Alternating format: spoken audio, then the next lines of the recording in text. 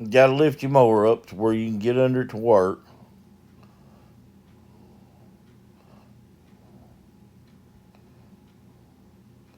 Loosen your tensioner off.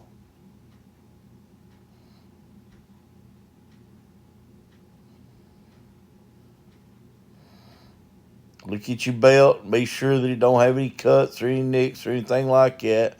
Once you decide that it don't, then you just rethread it back on the pulleys.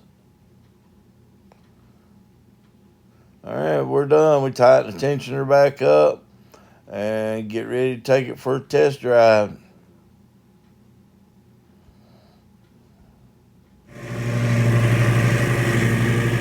There, 115 minutes. Easy done. All right. Well, hey, hit the like button, ring the bell, leave a comment down below.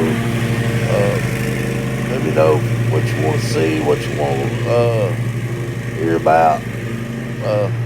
We'll keep you informed. Later, guys.